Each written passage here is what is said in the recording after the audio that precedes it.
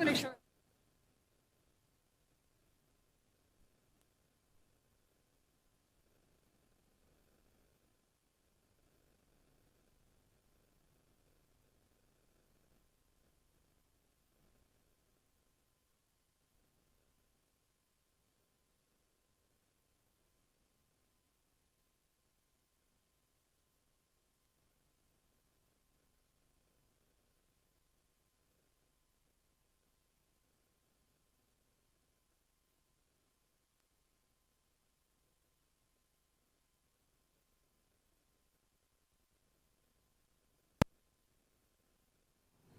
we start now? Everybody ready? Okay, go ahead. Okay, good morning. Good morning. Hi, my name is Gloria Estrada, and I'm the Tenant Association President from this development. I live down here for 35 years already. And my building is a nice building. But I am the first and only tenant in that apartment until now. I raised my 3 kids here, my daughter Julissa and my daughter Gloria Luz, and my son Mikey. My son is, they live now in Utah, they move out, but I'm still here. And I'm glad that I'm here because this is my house, my building, and my neighborhood. When I first moved in living here in NYCHA was great. Keep things clean, our building was safe, and NYCHA have enough money to fix what they was wrong. But over the years, I see a lot of change. I don't mean good change. NYCHA got worse, and Bushwick too got harder to live in. My neighborhood and I had to get used to the kind of things that other people don't have to deal with. Broken lights and plumbing that never get fixed. People smoking in the hallways. Sometimes I got lucky, I never had too much problem with the heat, but plenty of my neighbors did. But I got unlucky too. It's disgusting because we have to avoid the rats when you live in NYCHA. Well, change is coming. Next year, is a private management company is going to start running Bushwick too. I believe that will make this a better place to live, the kind of place I moved into 35 years ago. And today, right now, I'm ready to hear about more changes coming to NYCHA here in Brooklyn and across the city. So, Mayor de Blasio, bienvenido a Bushwick. Thank you very much, Gloria. Let's give Gloria a big round of applause, everyone. And Gloria, you are right. Big changes are coming here to Hope Gardens. Yes. And the people who live here in Hope Gardens deserve those big changes, deserve a better life, and that's what we are here to announce today. Yes. And I want to thank you for the leadership that you've provided for the residents here. And I want to thank the residents. There's residents here from Hope Gardens. There's residents here from Campos in Manhattan, from Ocean Bay in Queens. Those residents can tell you what has already happened for them, the changes that they have already experienced. And these are the same changes that are going to be here soon at Hope Gardens. So this is a day that there's really some hope coming for the people of Hope Gardens. Let's thank Gloria. Thank you. Thank you.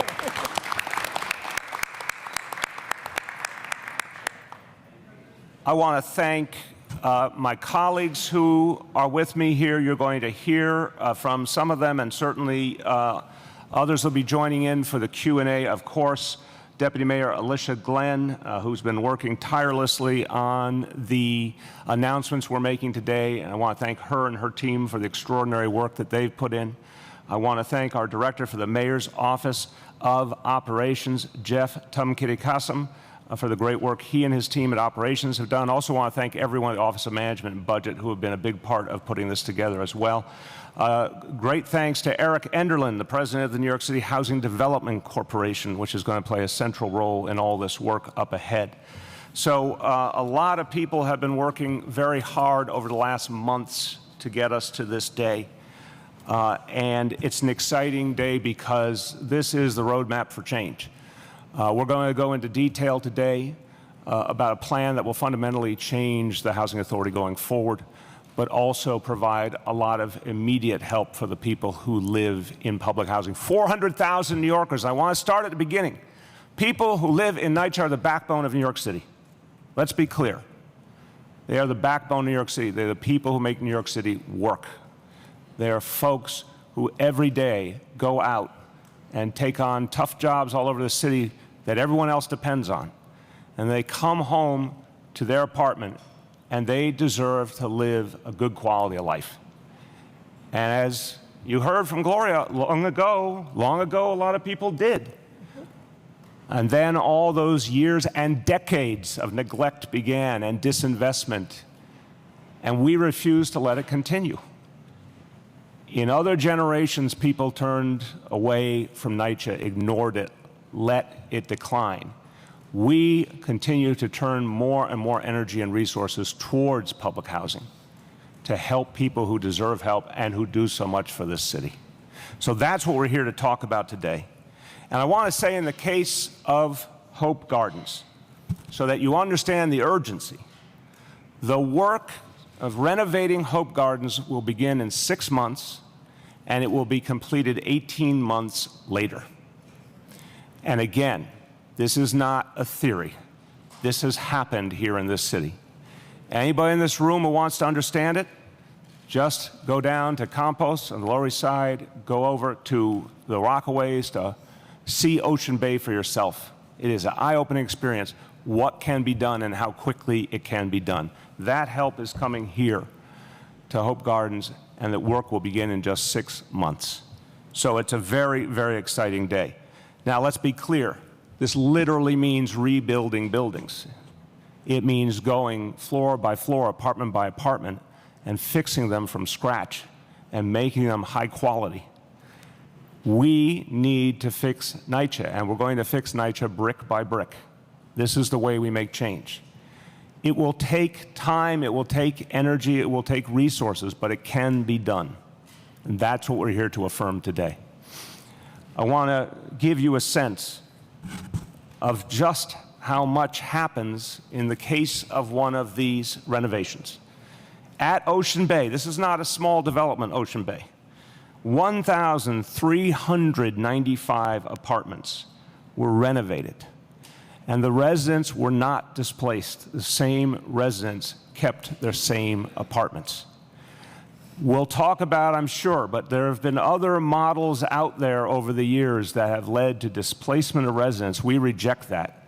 We reject any model that leads to the destruction of the buildings that residents rely on. We reject privatization.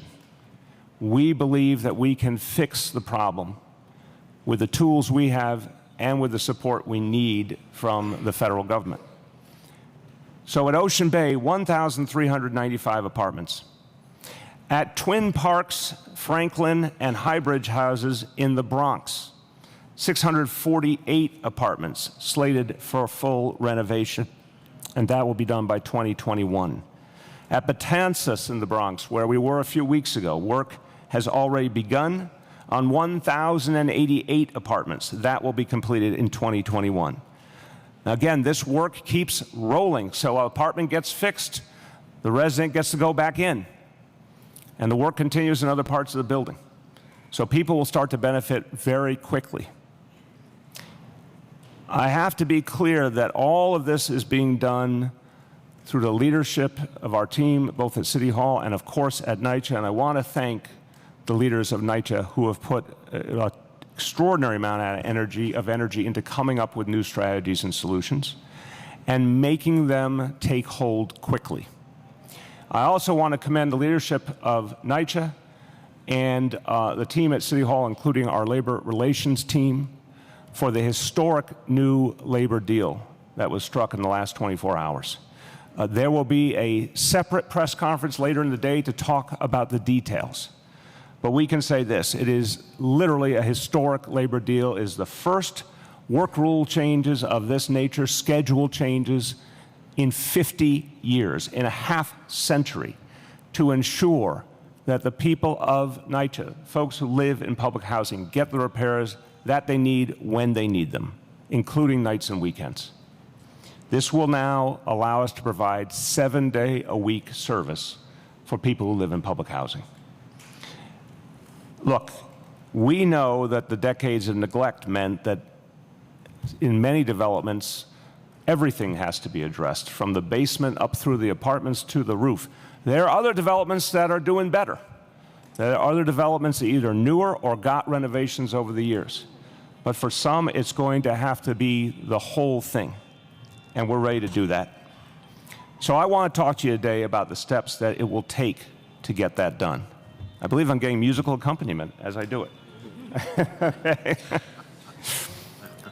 And I want to go through, and all of this has been handed out or is being handed out.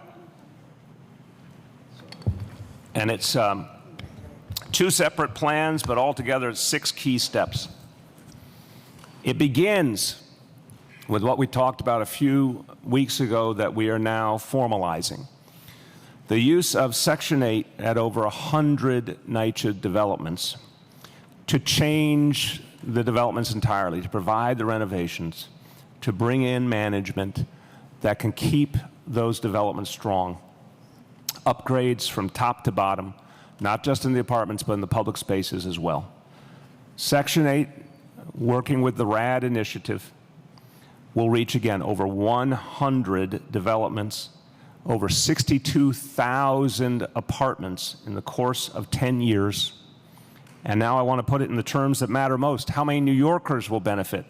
Approximately 140,000 New Yorkers will have their apartments renovated under the first step in this plan. Now, people have said over and over, I've been, as many as you know, I've done 58 town hall meetings around New York City. Many times NYCHA residents were there and had tough questions, and they're constantly concerned about the threat of displacement, the threat of privatization. I'm going to say every chance I get, and I'm going to go out to NYCHA developments to explain this to people directly. We have established a residents' bill of rights because we want to be very clear about the guarantees and the protections that will be there for our residents as we're making these improvements. It is very, very clear we have to fix what's broken, but not at the expense of our residents. So the Residents' Bill of Rights makes very clear the rent levels remain the same. You pay no more than 30% of your income in rent. The succession rights within a family remain the same. The resident associations representing the residents continue. Public ownership continues, public control. It's crucial to understand that those are the ways that we protect the needs of our residents going forward. We will not allow privatization. This is not privatization. This is reform so residents can live better. That's step 1, the Section 8 initiative and the RAD initiative. The second step is putting publicly owned land to work to help the residents of NYCHA who live in the immediate area. This initiative will provide approximately $2 billion in new revenue for NYCHA. And that money will be used exclusively to upgrade fully the immediately surrounding buildings. So anywhere where there is private development on public land, the money will be used to support the immediately surrounding NYCHA buildings and to bring them up to the level they deserve. Now, the work that will be done, the private development will be done under our mandatory inclusionary housing law. And that law requires the creation of affordable housing. And you'll hear from Councilmember Reynoso in a moment, but I want to take this occasion to thank him and everyone at the City Council who passed the toughest law in the United States of America to guarantee that affordable housing had to be built as part of new development that required public approval. So not only are we going to be getting $2 billion that will support the surrounding NYCHA buildings, we will be creating a new stream of affordable housing at the same time.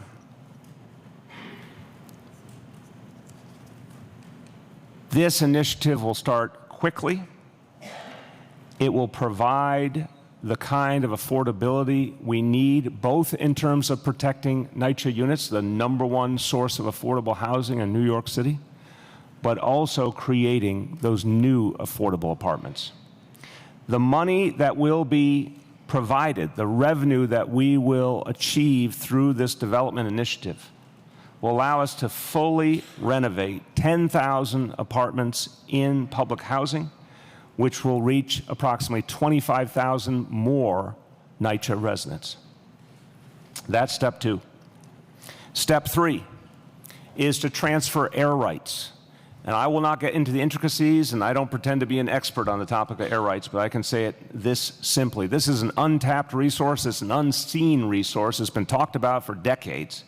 It's time to do something about it.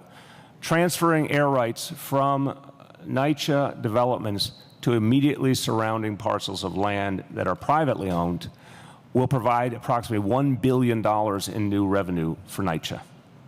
That also will allow us to renovate fully thousands more, apartments for thousands more residents. So again, the vision here is full renovation. I want to be very, very clear. Just like we're talking about with Section 8 and RAD, you come into a building and address all the outstanding issues in that building.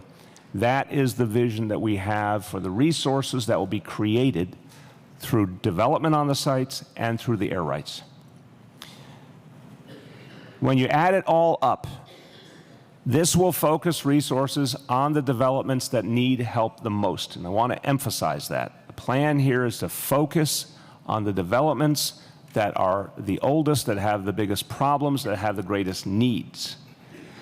When you add all this together, this will reach 175,000 New Yorkers who will get the quality of living they deserve. Now, those are the pieces that all relate to investment and bringing in new revenue for NYCHA. There's 3 more steps I want to talk about very quickly that are about how we address problems at NYCHA right now. And I want to say that Stan Brezhnev and Vito Mostacciolo have done, I think, an extraordinary job identifying immediately the kinds of changes in how NYCHA is managed that are needed. And they also deserve great credit for recognizing that we could achieve the labor deal we will announce later today, which will revolutionize the service that's provided to residents.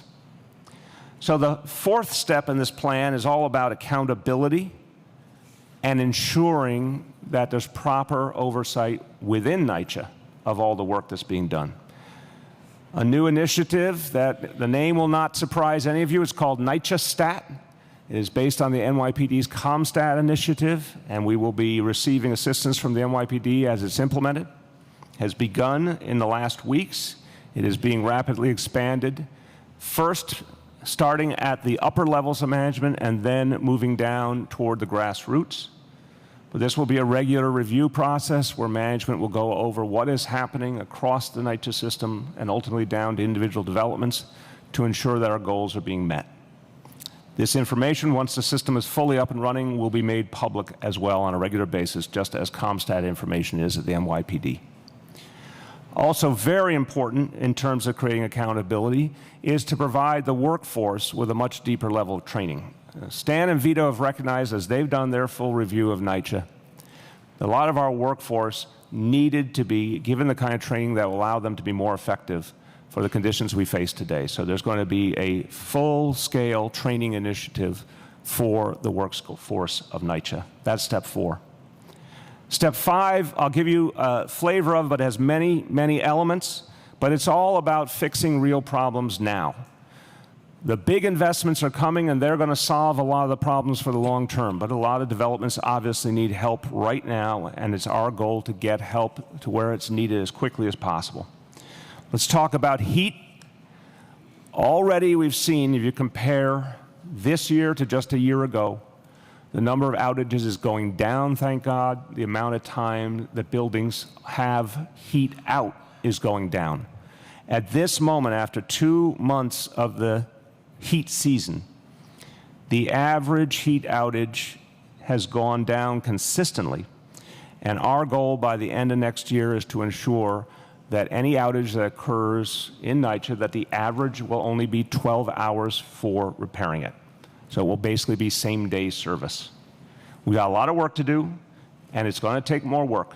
And we obviously want to get at the underlying problem through new investment, to get the brand new boilers and the things that will stop the heat outages to begin with. But while we're addressing the problems we still face, our goal is to get to an average of 12 hours. If the heat ever goes out, it's back on the same day.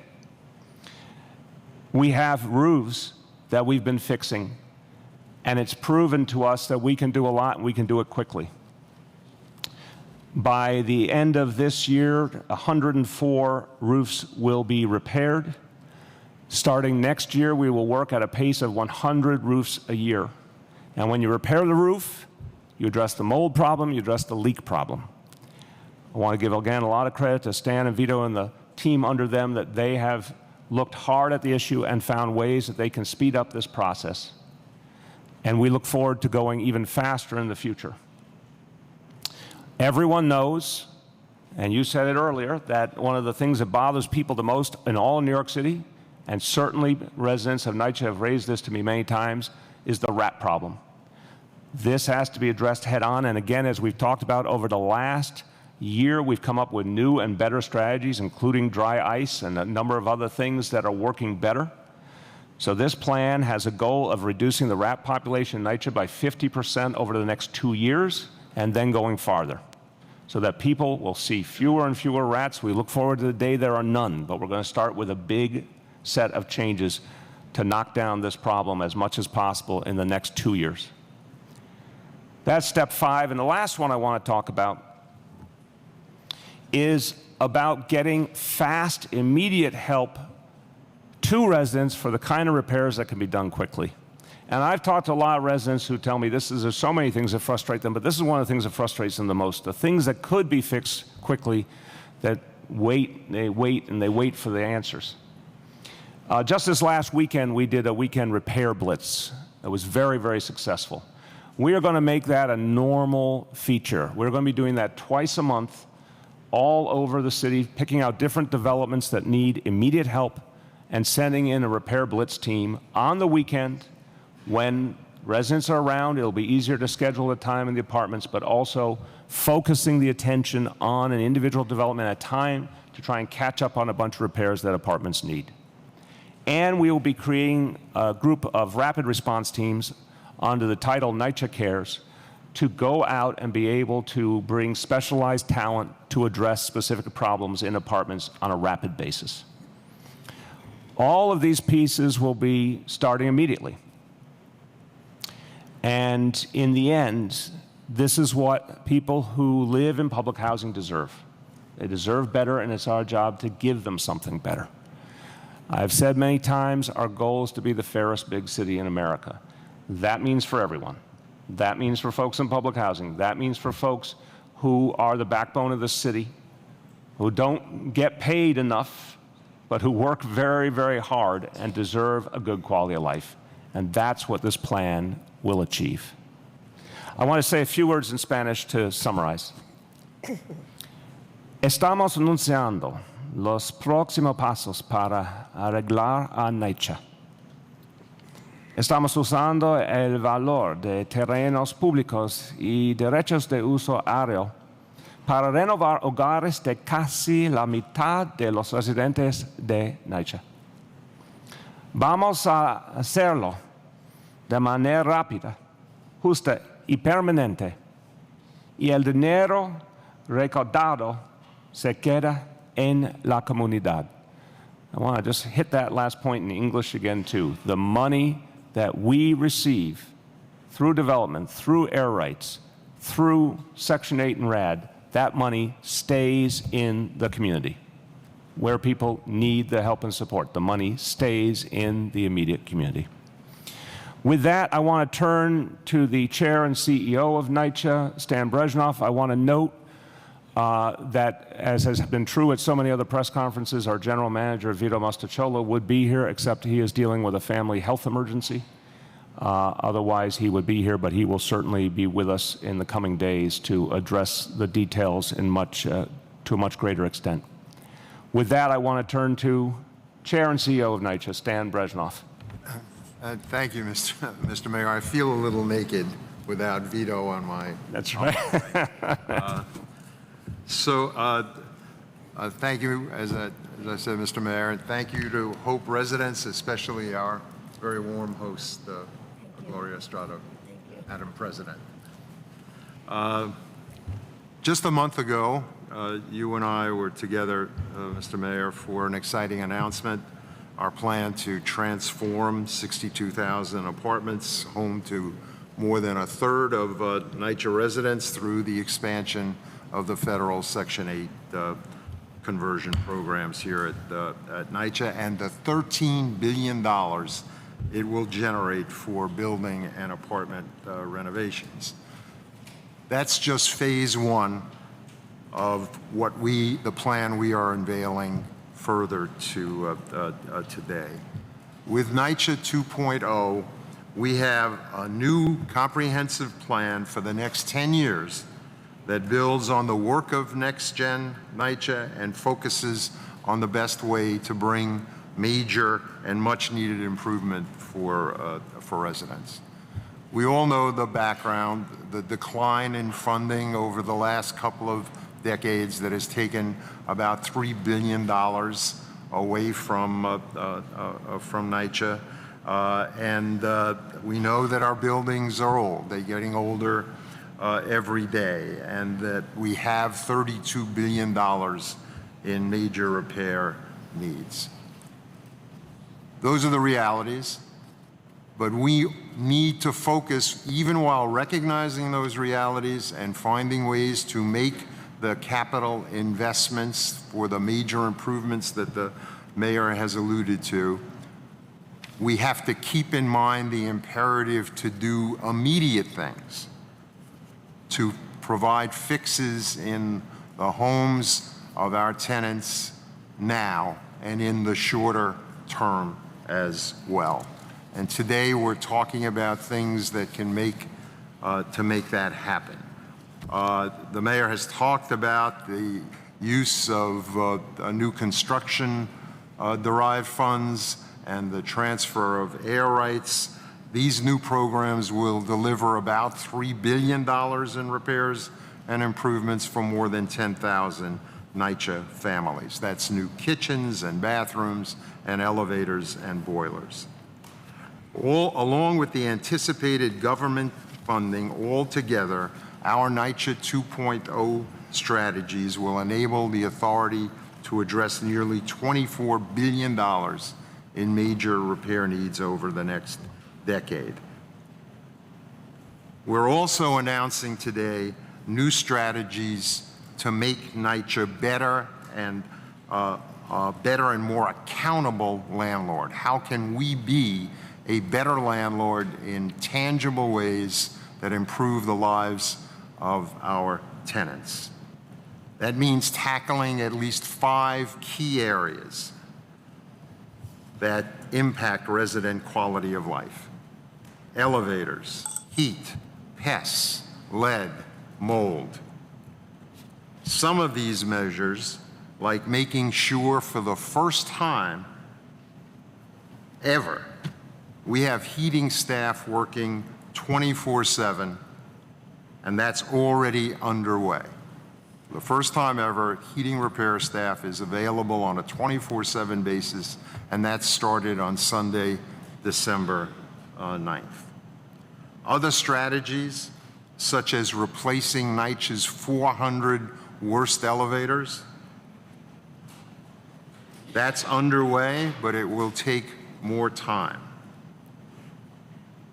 The bottom line is this: we have an aggressive new plan to improve resident quality of life and protect the future of public housing in New York. That's a commitment we're not going to walk away from. Now, echoing the mayor, we've talked a lot today about what NYCHA 2.0 is, but as he has noted, I want to take a moment to say what NYCHA 2.0 is not. NYCHA is not selling any of its land. This is not privatization. We know that across the country, other cities have abandoned public housing. That's not happening in New York City. We remain 100% committed to public housing out of the belief that it is a vital resource for New Yorkers. And I want to thank the mayor for his unprecedented support. No mayor in this city's history, and I've been around to see a lot of that mayoral history, has committed more resources to NYCHA than Mayor Bill de Blasio. And we're going to put those resources to use to do a better job in taking care of tenants and families in NYCHA. Amen. Thank you very much, Stan. I want to turn now to Councilmember Antonio Reynoso, and I believe your district is literally across the street, I think. No, it's right here. Okay. We're in it now. Okay. I want to say you've been a real champion for residents of public housing. It's been obviously passionate for you, and one of the things that you've been particularly passionate about is getting the resources needed so we can actually turn things around. So I want to thank you for that advocacy, which you and I have talked about. I know it's a priority for you, and it's one of the reasons that we're doing all this is that leaders like you have stepped up at the local level to say this can be done and needs to be done. Councilmember Antonio Reynoso. So first I want to say thank you, Mayor de Blasio, for being here in Hope Gardens. This is a center, this center is in my district. This is the border. We call it South Central, Bushwick. So everything south of Central is what I represent. So I have the privilege of working alongside President Estrada and also President Chase from Palmetto Gardens that's behind us, the senior building down the block on Palmetto.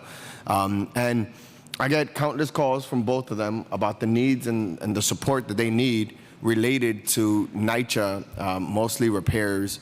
And it really is difficult to be an elected official or a council member and feel helpless in being able to support the residents of NYCHA. It truly is a problem. Outside of showing up, I can't turn on their heat. I can't get rid of the rats. I only have so much discretionary capital funding to be able to help with things that like parks and so forth. And it really is a losing battle. What I see the RAD program and NYCHA 2.0 is an opportunity to finally be able to answer the call and actually see changes happen to NYCHA. It's not going to be easy. To a lot of the details we're going to have discussions about, but this is this administration saying we're going to step up and we're going to do something about this. And it's going to be, again, it's going to be complicated, but this is what needs to happen for us to see an effective change. And I do want to say this is an opportunity, and I tell you this, Mayor, to be as selfish as possible when it comes to taking care of the residents of NYCHA. They've done everything they needed to do in regards to contributing to this great city. It should always be about them. How can we maximize our resources to help them? And that's all I care about.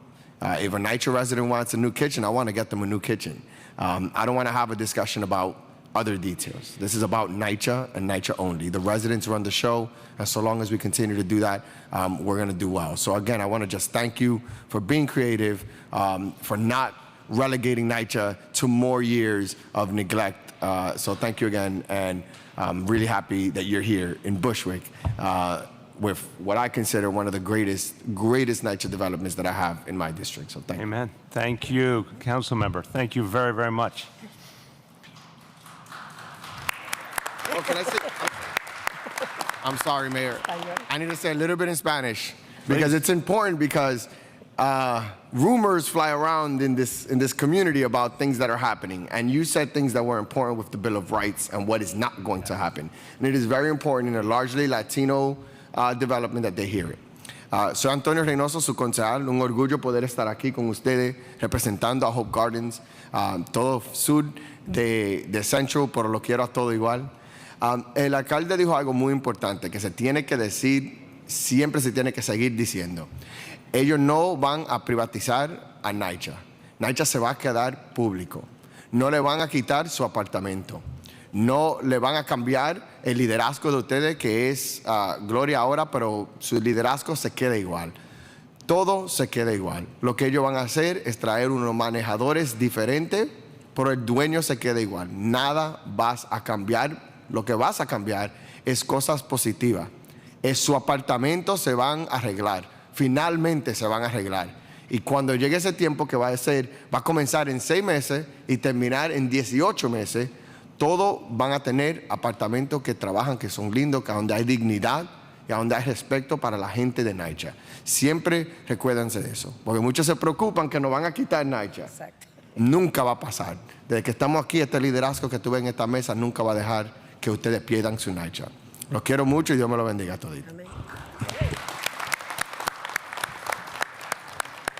Concejal, perfectamente claro. Gracias, muchísimas gracias. That was good.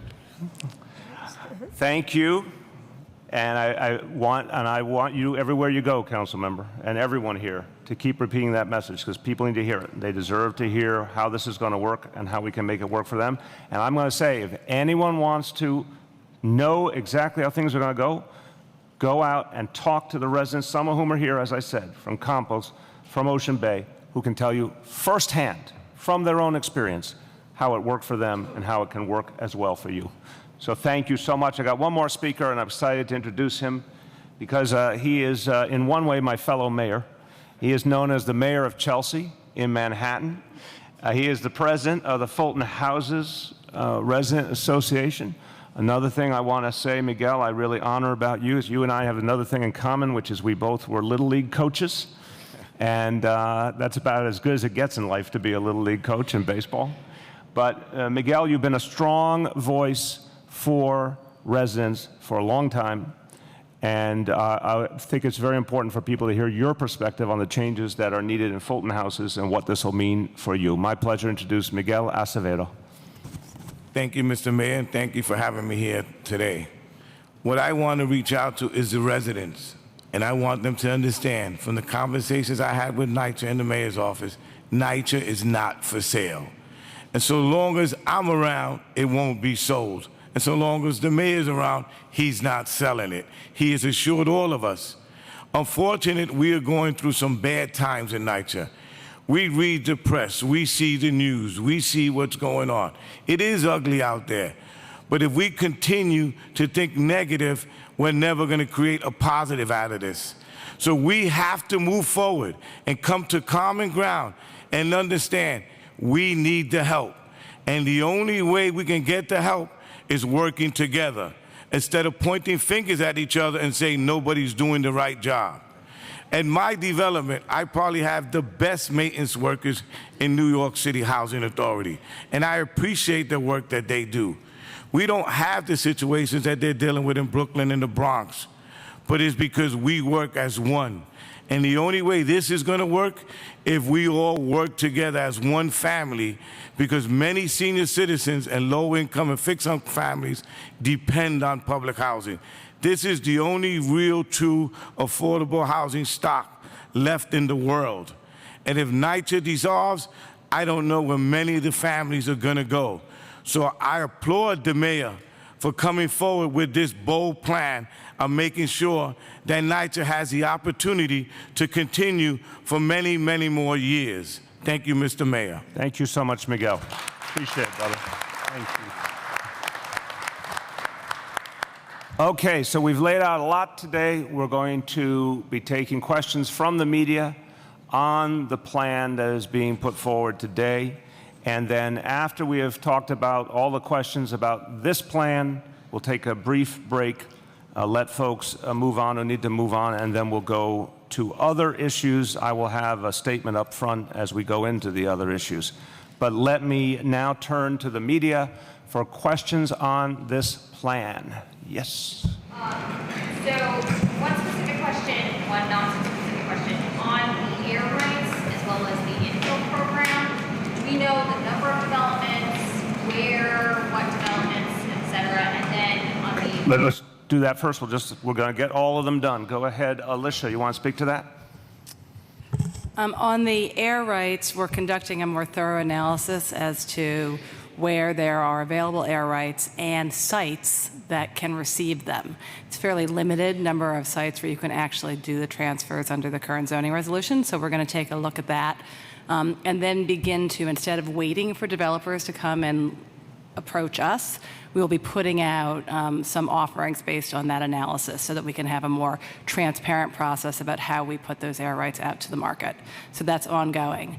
With respect to the Build to Preserve, a lot of the work that we did looking at all of the available underutilized sites when we announced NYCHA and NYCHA continues, and we will be identifying and putting plans out over the next year to engage with those campuses and developments where we think that this is an appropriate building model and engage with the residents around the building and the campus improvements and then be putting those out to bid as well. We don't have a pre-baked list.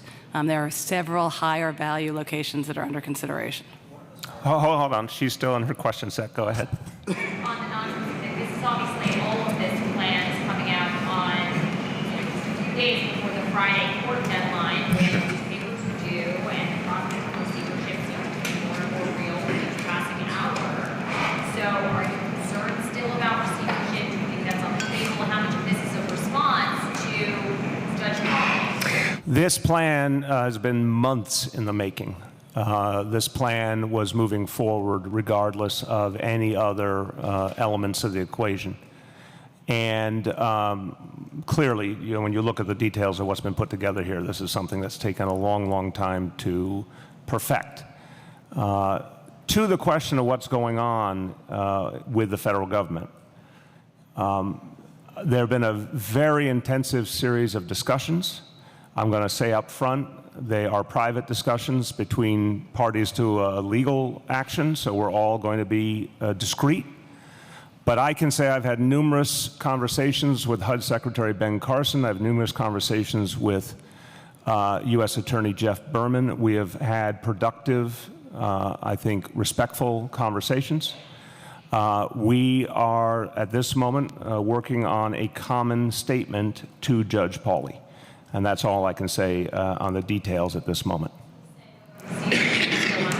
I think the best way to answer is to say that although we understand in the court process that's always a possibility, and we understand the federal government always has the opportunity to do that administratively, everyone is talking, and again, we look forward to having some kind of common statement for Judge Pauley. We won't guarantee it until it's there, but that's what the discussion is right now. I've made my views on receivership very clearly known, that I think it would take us backward, not forward. Okay, you had a question. Yeah, so you identified potentially $2 billion that you can generate from infill development. You said that there are a series of locations that would be more likely than others. What are those more likely locations? Well, first of all, I just want to clarify one thing. It's not that we will be raising $2 billion per se. The proceeds that are generated from the lease payments will be applied to about $2 billion worth of repairs. So it's not the dollars, it's the amount of repairs, a percentage of the P&A that we hope to address through this. The key here is that we want to identify locations where we can raise desperately needed resources for the developments that need the work. And so there is a relationship, obviously, between some of the areas where we have property where we can get higher responses from the marketplace. And that the beauty of that then, and one of the shifts in policy that we've been very, very clear about, is that the purpose of going out and building those new buildings is to raise revenue in order to address the repairs at that development. There will now be a complete correlation between those two things, and that is a shift in policy. Where? Again, I'm not going to give you specifics. We're in conversations with the planning department at NYCHA. We've been looking at various sites. And again, we know where our property is not a mystery. But we do not have right now a specific schedule of development sites that we'll be putting out, but we will be moving forward in 2019 with at least 1 or 2 of those sites. Conversations with Manhattan Borough President's Office about converting Harborview infill development from 100% affordable to the 70-30 project. Is that one of the sites that you're slating for a 70-30 project? Those conversations are ongoing, and no final decision has been made about that. Go ahead. One, do any of these infill projects go through a uniform, Euler process? And 2, in the original NYCHA plan, you put more affordable housing in the market. Can you just talk about how and why you could have shifted the ratio on that over time? Yeah, I want to start, and I'll pass to Alicia after. Look, with every passing month, we have understood more and more not only how great the need is at NYCHA, but what kind of tools we could bring to bear. Remember, we went through, just in the last months, the process of reassessing the capital need, and you saw that it went much higher. That is part of what led me certainly to believe that we had to focus on maximizing revenue, and we had to focus on it benefiting the immediate surrounding buildings. I think that in the past, there were a number of things missing when it came to talking about development on a NYCHA land site, and things that really caused people real concern and legitimate frustration. What we're saying here is we've clarified our goals. Number 1 goal is to get resources that will help entirely fix the surrounding buildings. So basically the equivalent of what we're talking about with RAD and Section 8, to do that with the resources that we would get from development. Also that we want to maximize the amount of resources, but we're going to use the mandatory inclusionary housing model, which therefore guarantees a substantial amount of affordable housing at the same time. This, to me, is a plan that makes sense for the conditions of NYCHA now. Now, there may still be some cases where, for a variety of specific local factors, including market factors, we say it still makes sense to do something with affordable housing. But wherever we can get the revenue, that will be the first motivation, because the revenue needs of NYCHA are so intense. Do you want to add? Go ahead on that. Just to, if you have page 17 on the book, two answers to the question. The going-in assumption with respect to building preserve is that we won't be doing a ULURP unless the local council person would like to consider an upzoning so that we could build a larger building and therefore generate even more revenue. Our base case projections are that these will be developments that go through a community engagement process with the residents on the campus, but there will not be a zoning action. There are some councilmen, and I know that Councilman Reynoso is one of those who we have conversations with about the benefits of potentially building a larger building in order to generate more revenue. With respect to the affordable housing on other NYCHA property, we are continuing to move forward with our original commitment to build 10,000 units of 100% affordable housing on NYCHA property, and that continues. We've already put out 12 sites and continue to do that. So those efforts are not stopping. I want to be very clear that those commitments to continuing to build senior housing, 100% affordable, have not been impacted by this decision. Okay, Greg. Last June, you had a press conference, or you were attending a press conference with Metro IAF to announce $500 million. The idea of that was to put senior housing up. Senior housing, right. How does that fit in with your plan, and also what's going on with that system? Right. That continues. So to the point the deputy mayor just made, we've got a lot of pieces moving simultaneous here. That clearly was part of our broader affordable housing vision, which has expanded greatly from 200,000 apartments to 300,000 apartments. And yes, that senior housing continues as part of our priority, does not affect this. It continues as a separate piece. Do you want to speak to what the next steps on that process are? Yeah, I mean, we are continuing to put out sites specifically for 100% affordable senior housing, and with the recent announcement by the governor to allocate some incremental resources, some of their state tax credits, we will be able to accelerate the number of low-income senior buildings that we put out to bid. So those two processes are moving in tandem together. One is not cannibalizing the other. Oh, there are, we'll have to get back with you. I don't think there's an exact count, but there are many, many lots and underutilized open spaces across the NYCHA portfolio. I mean, in the thousands. And I want to speak to this point because it's a common sense one that people deserve to hear. Where there is underutilized land, we're trying to have a positive impact on the surrounding buildings. People would say, well, wait, we want to make sure that, for example, we want to protect our playgrounds. We want to protect the things that are on the adjoining land. I agree. In fact, there is land that is entirely unutilized, and there's land that could be utilized better while still protecting all the things that are provided to people now, playgrounds being an obvious example. So we factor that into the equation. Monica? Mayor, so we're surrounded by people who right now are hurting. Viviana has a baby sister sick at night with needs and drops. Miss Fox over there needs stove. And right behind her, Ramona says she has security issues at her development. What can you tell them direct and threats on how to handle the NYCHA crisis? We have tried, Monica, every step along the way to get help to the people who live in public housing. And again, I always say, trust people according to, one, do they claim responsibility, and two, do they put their money where their mouth is? Now, you've been at a lot of press conferences I've been at. You might want to go back and check how many press conferences my predecessor mayors went to about NYCHA. You might be surprised to see that they did not, in my opinion, take the responsibility they needed to while they could have, and they certainly didn't make the investments they needed to, nor did the federal or state government. This is the first time in a long time the city of New York is saying, we want to do everything in our power to help. We're going to put a huge amount of resources in. We're engaging the federal government constantly and at the very highest levels. And I mentioned Secretary Carson, I mentioned the U.S. Attorney. I also want to really thank Senator Chuck Schumer, who's been deeply involved in the process, helping as well, because we look forward to the day where there's going to be a lot more federal resources. And I personally look forward, especially to the day when he's the Senate Majority Leader, which I think will be very important for NYCHA. So here's my answer to you. I know we have been trying from the very first day of this administration to improve the lives of people who live in public housing. We're going to keep doing that.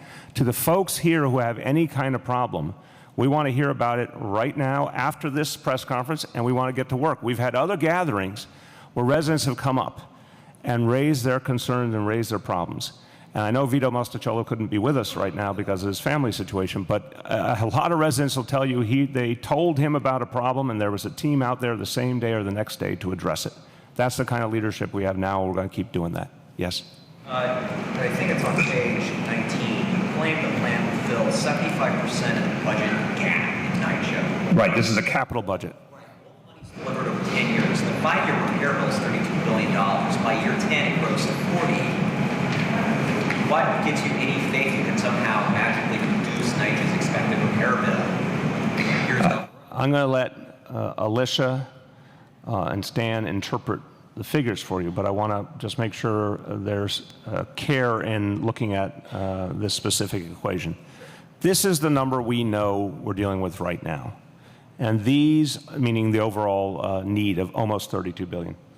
And the specific money we're talking about, we believe, is very reliable, that we're going to have that money. Some of it we've committed ourselves. Some of it is already consistent streams of federal money.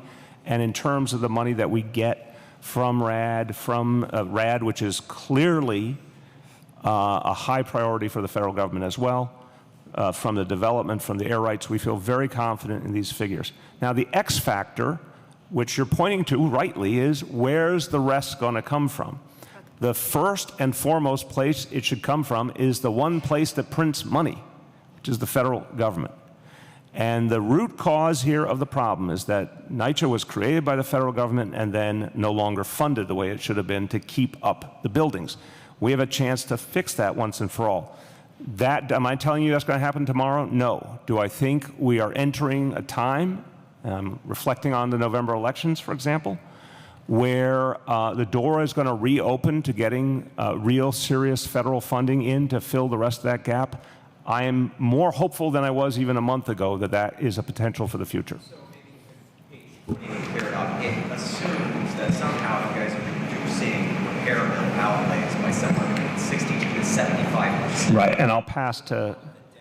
Wondering how do you magic New York City construction costs down? I'm just going to, one more thing and then pass to Alicia and Stan. What's so important to understand is if you address the underlying problem, if you fundamentally rehab a building, the cost of keeping it up suddenly changes. It makes total sense.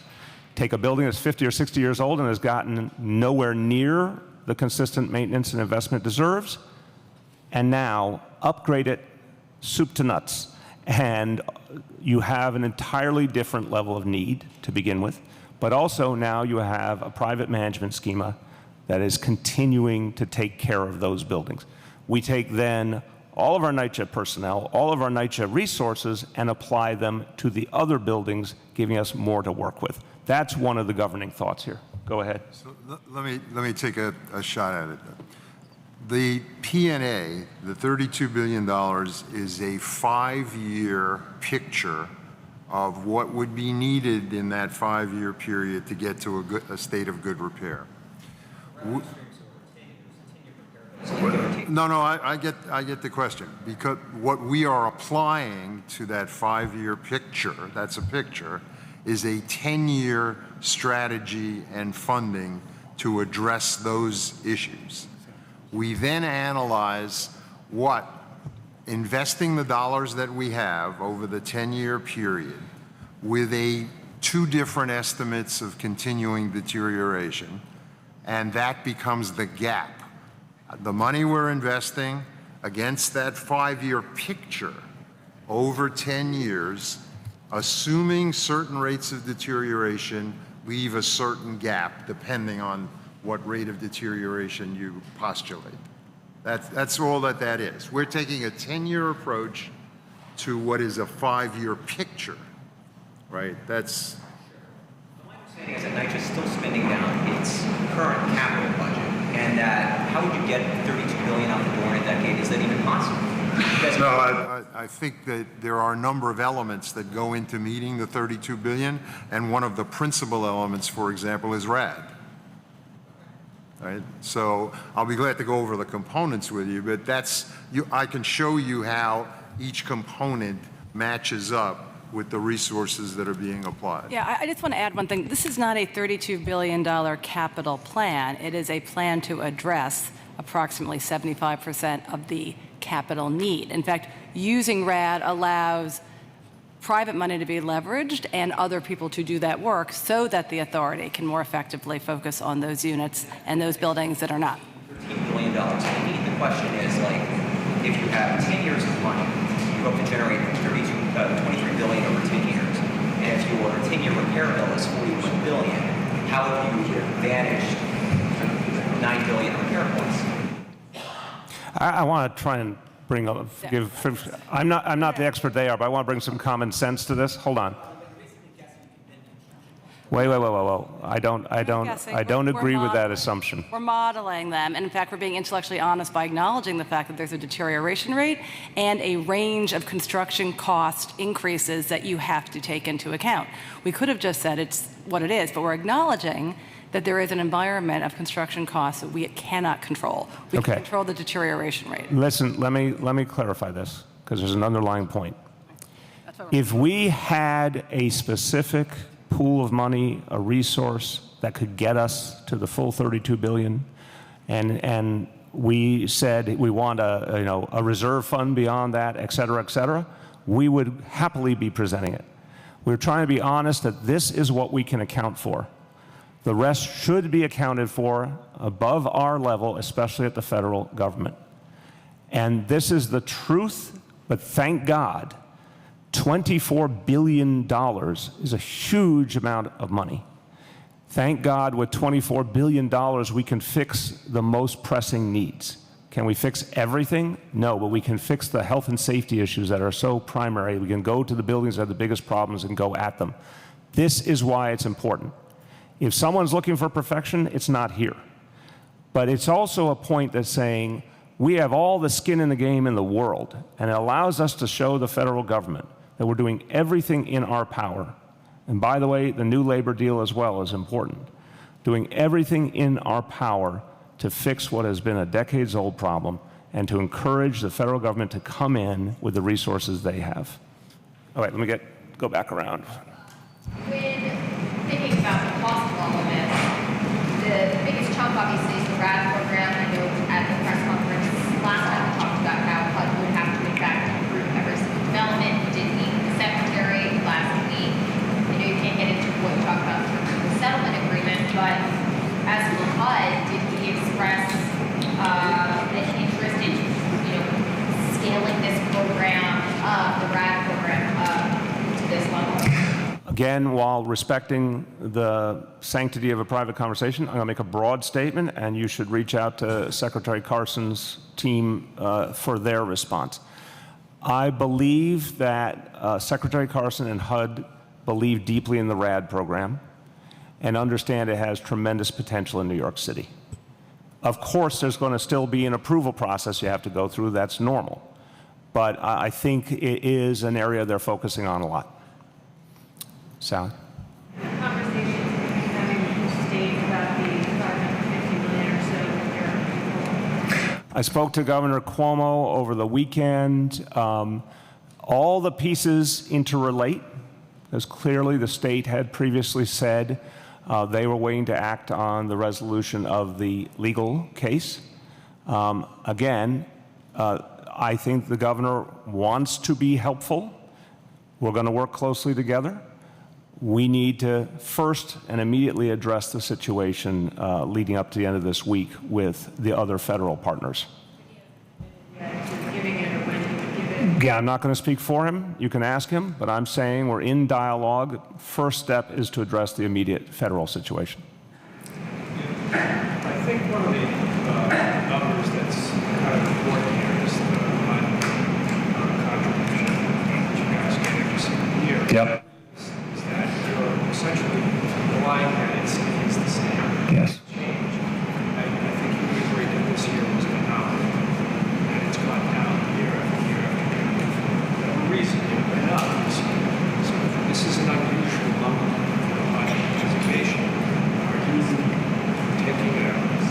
Or is this kind of a roulette spin here or I think you're right about the history, but I would also say I'm not sure that this most recent budget was an aberration because I think a lot is changing. I mentioned Senator Schumer's real focus on this situation, which I deeply appreciate. I think that's important in this equation. Clearly, you saw a very unified message from our congressional delegation in the last 24 hours. And remember, the world's about to change profoundly. Remember the crucial role that the House of Representatives plays in the budget process. And now New Yorkers are in some very key roles in that process, including Nita Lowey, who, although she lives in Westchester now, originally comes from Queens. And I think there's an opportunity now for some real change in the federal funding levels. Yes? Retaliation, Mayor. Retaliation is real for many of the residents when they do speak out. What would you do if, let's say, workers are saying that they would get quote nasty or retaliate against someone who complains? That's unacceptable, obviously. And any resident who feels that's happened, we need to hear from them so we can address the situation. I don't want any resident feeling they can't come forward. They must come forward with their problems and their needs. We want to address them. And we'll follow up today with you, and maybe you could be an intermediary for us. If anyone is in that situation, we need to talk to them. That's the law. Not only is that the right thing to do, I would do it because it's the right thing to do, but it's also the law. Yes?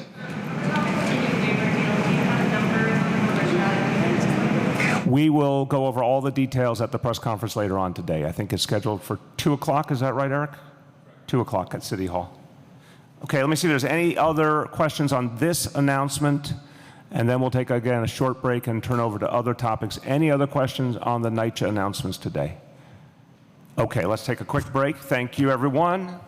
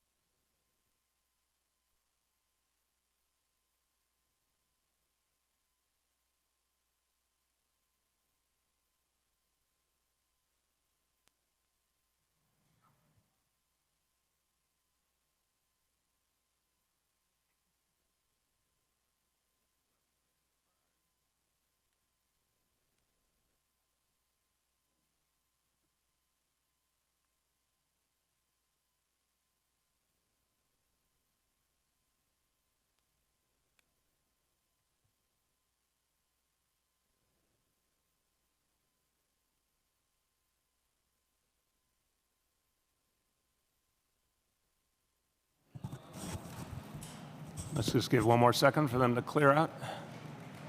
Okay, last call. Anyone who's leaving the room, last chance. Okay. Let me just start with something, and I'm happy to take questions on that and then everything else as well. There was an incident last week at an HRA facility. It was deeply troubling. It was 100% unacceptable. What happened to Jasmine Headley and her son Damone should never have happened, should never happen to anybody. And it's unbelievable to me that people who had the title peace officer would do this to a woman and her baby. We will not allow this to happen in New York City.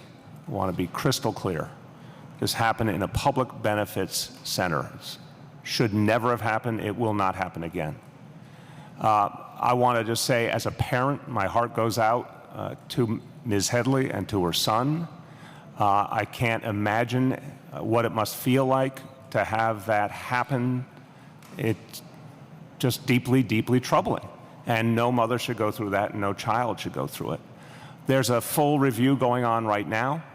The two of the HRA peace officers have been put on modified duty. There's an ongoing investigation at HRA. There's an ongoing investigation at the NYPD as well. We will get to the bottom of exactly what happened, and we will put in place specific changes to make sure this does not happen again. I've been involved on social service issues for decades, never saw anything like this in my whole life, never want to see it again. And it's just not consistent with our values as New Yorkers. If you go to a benefit center, you expect to be treated respectfully. She posed no threat whatsoever. I watched the video. There was no threat at all. There was no call for that kind of response.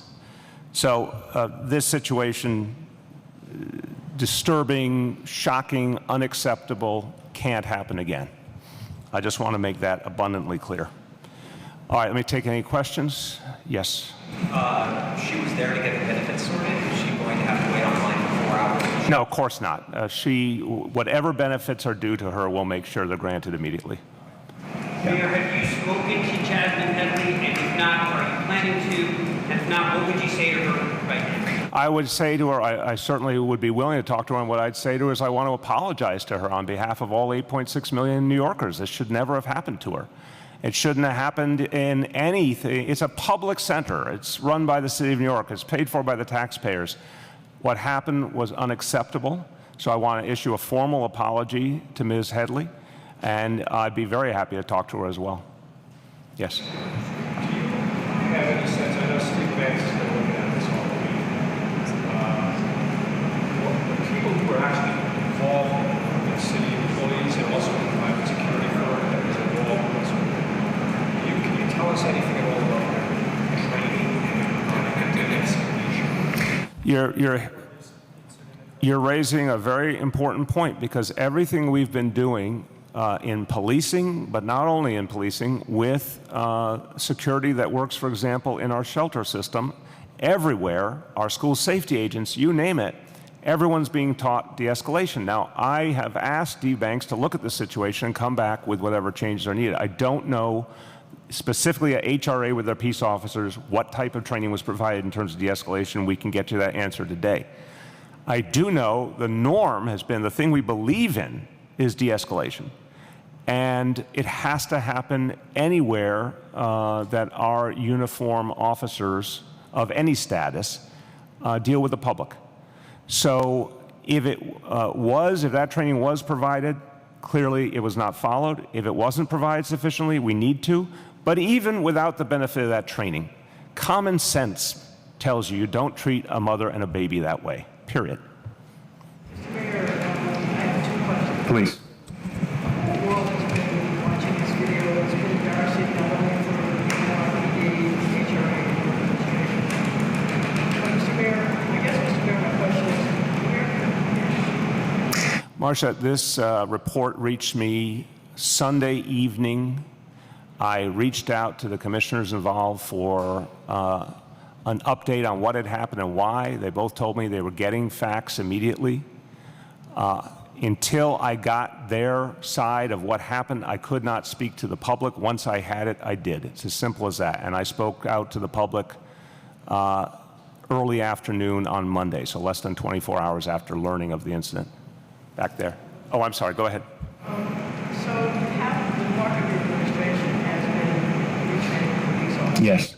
I wonder if you're satisfied with the results Of police officers? retraining cops and Retraining cops has been a huge success, unquestionably. We've put a lot of energy, a lot of expertise, a lot of resources into retraining the entire police force in de-escalation. Now we're going into implicit bias training. I believe it has had a powerful positive impact. it had a powerful positive impact last Friday. Marcia, we know with a police force of 36,000 people, every day we're working to make sure that every one of our officers lives up to their training. Doesn't mean it happens every single time. Our job is to try and get it to happen every single time. But I also want to be fair to NYPD.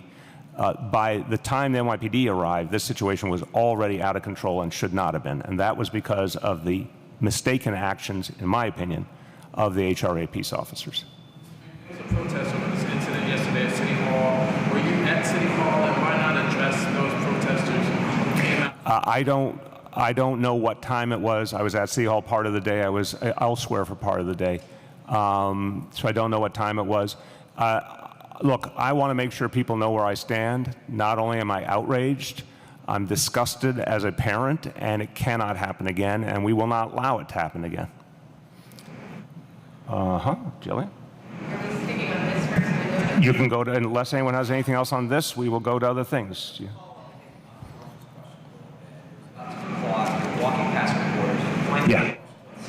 Monday, you turn around and tweeted about it less than an hour later. Right.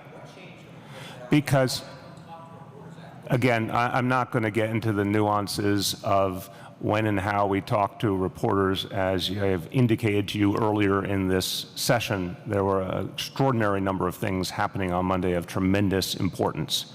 And what we did was exactly what I described.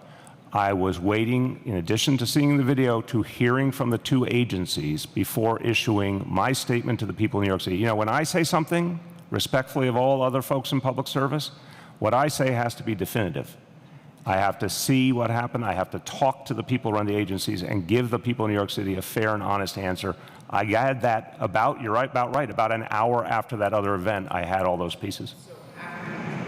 Again, I'm not going to go into a lot more detail on the TikTok. Go ahead. After putting out that statement, why not come down to room 9? Again, I'm not going into how we do that. Go ahead. Which is to say, why not give people in New York the opportunity to ask follow-up questions? Again, we consistently make ourselves available in all sorts of ways, me, my members of my team. Go ahead. I know that in your opinion, having seen the video that is commented on the body that you believe that it got out of control before the police officers. Right. The video that you brought us is of two police officers, one waiting in the other one shooting each other. I wonder if you think that shows training. Again, Marcia, that is why the situation is under full review.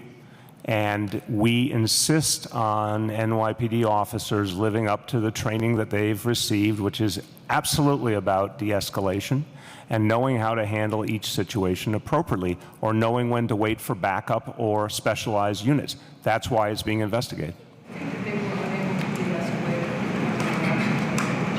I'm only issuing an opinion on one piece, and there's a full investigation going on both on the HRA side and the NYPD side. I believe that by the time the NYPD arrived, the situation was already out of hand and should not have been. Were you at City Hall yesterday during the time of the protest? I just said to you, I was at City Hall part of the day. I don't know if I was there at the time of the protest because I don't monitor when each protest is at City Hall. I was doing a series of rather important things.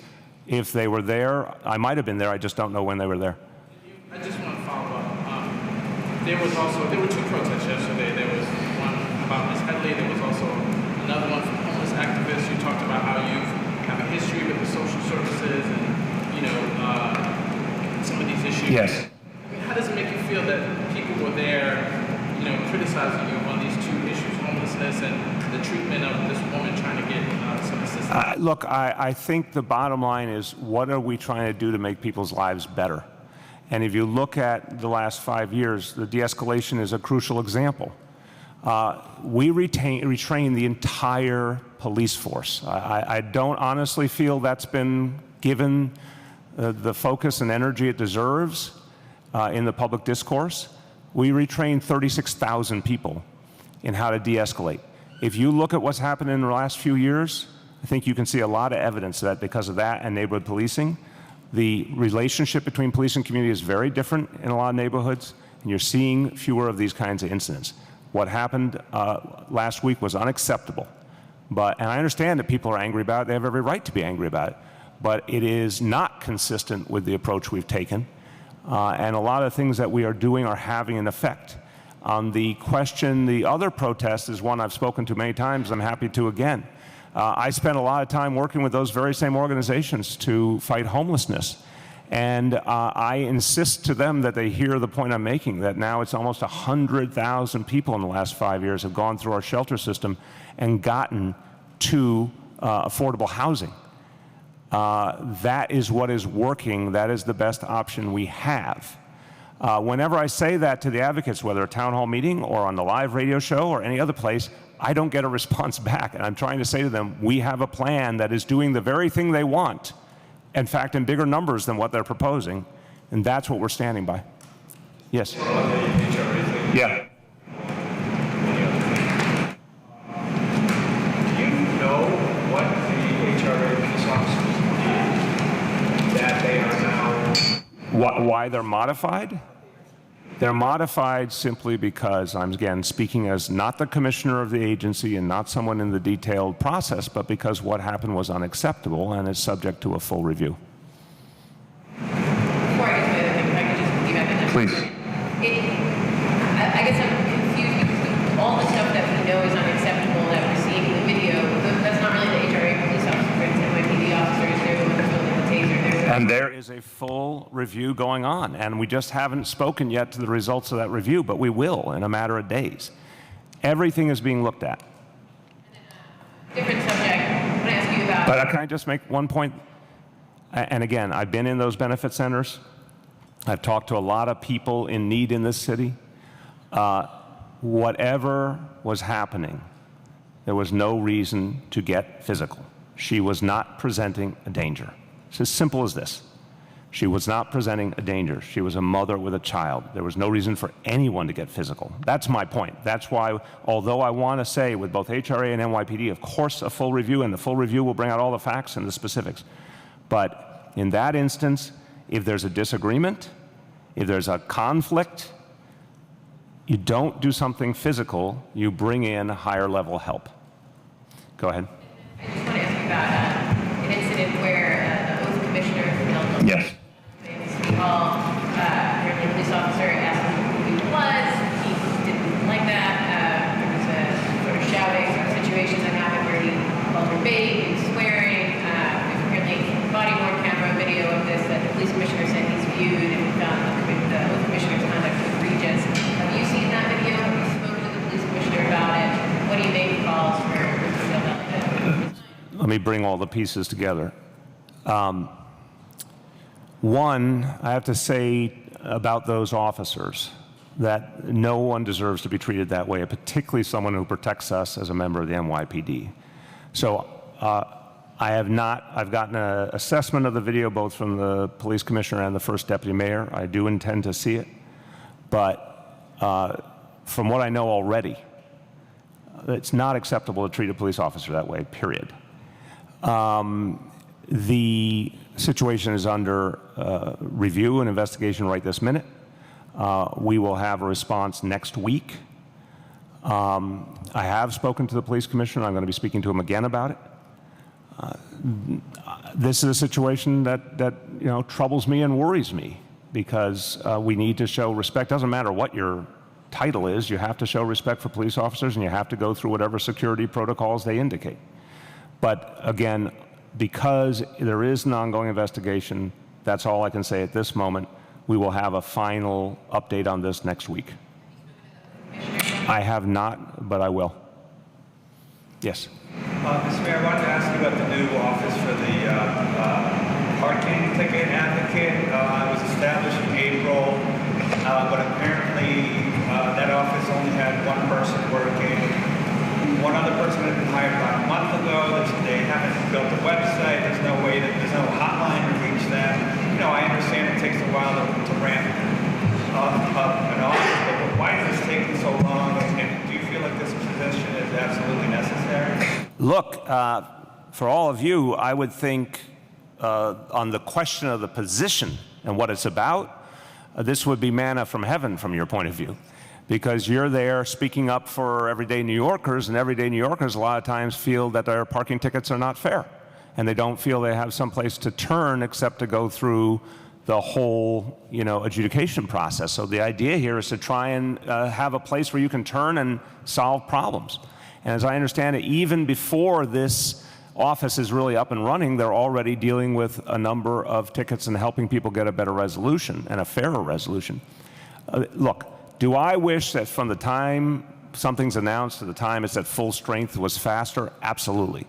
But to be fair, my understanding is that they wanted to put together a staff, train them, get them ready, and then turn on the on switch, at which point they would assume thousands and thousands of calls and emails would start coming in. They wanted to be ready to handle that at a very big volume. So I think it's a great idea to have some place that everyday New Yorkers can turn for help on parking tickets, and I agree that they have to be staffed up and ready before they can accept thousands and thousands of calls and emails. We intend to make that happen quickly. The HRA officer. Sure. You said that they are responsible because the situation. A little louder, please. You said that it's being investigated because the situation was unacceptable. But does that mean they are at fault? What were they supposed to do? So again, let me pull back the camera a little bit, because I've been through various instances where we see something we know is not right. I'll remind you the Deborah Danner case, where I was clear and the commissioner was clear that we were not satisfied with what happened there. But there's been all sorts of other situations like that.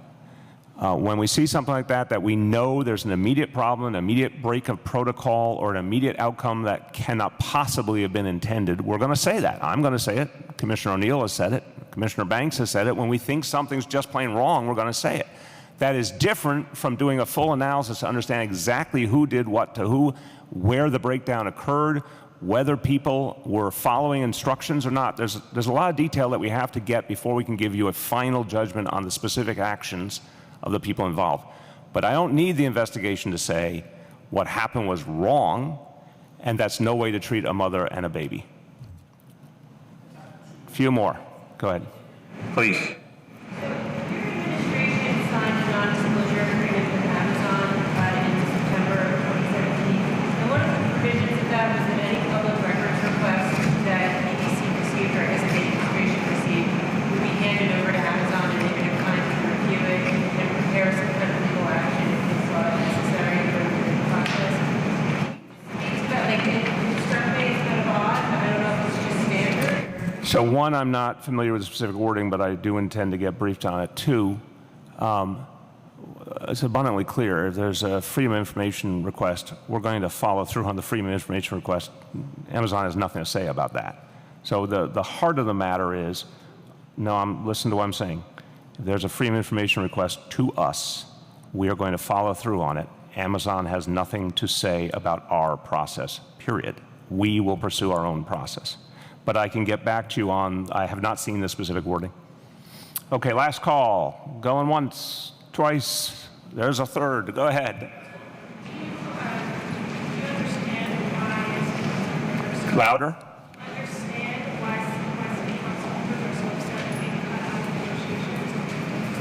I was a city council member. Of course, I understand if people say we would like to be involved in a whole range of things. I appreciate that. But I'm going to stand firm on this, and I'm happy to explain this to New Yorkers all day long. This is an opportunity to get a minimum of 25,000 good-paying jobs for New Yorkers, rising up to potentially 40,000. Could not be negotiated in public. Do you think if I went to council members, it wasn't going to go public immediately, whatever I told them, with all due respect to council members? Let's be real. So you cannot negotiate a deal that way. And the deal was very good for New York City. Yes. Please. Again, louder.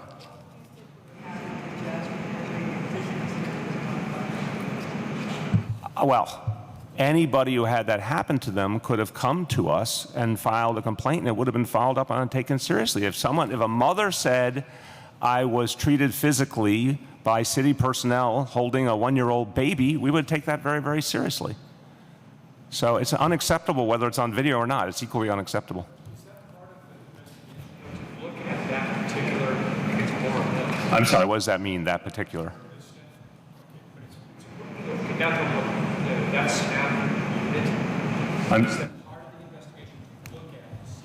Again, I want to, 2 points. One, I was the general welfare chair in the city council for 8 years. One of the agencies that was under my oversight was HRA. That was 8 years. 4 years as public advocate. Now my 5th year as mayor. And that whole time I dealt with HRA. Never seen anything like this. Never even close. So this is shocking to me because it just is so aberrant, but it's obviously absolutely unacceptable. We will look at what happened with the individuals. We'll look at what happened with anybody else who was involved in the situation there. And of course, it's a great question. If there's any history around that particular location, which would then suggest something about management, we're going to look at that as well. Yes. It's too early to say. But it's a very, very unacceptable, serious incident. It could have deep ramifications. Combo criticized you yesterday. She said you didn't act for the emergency. You should have acted as if that was Charlene holding your son on the ground. What do you think about that very first? Just again, we're very clear in less than 24 hours, said that it was a situation that was disturbing, that we were investigating. I wanted to get people facts. I did not want to just come out and say what I was feeling. I wanted to make sure it was accurate. And my first statements were within 24 hours, and you've seen everything else since, including what Charlene has said. And that's what we feel, and we're going to act on it. Thank you, everyone.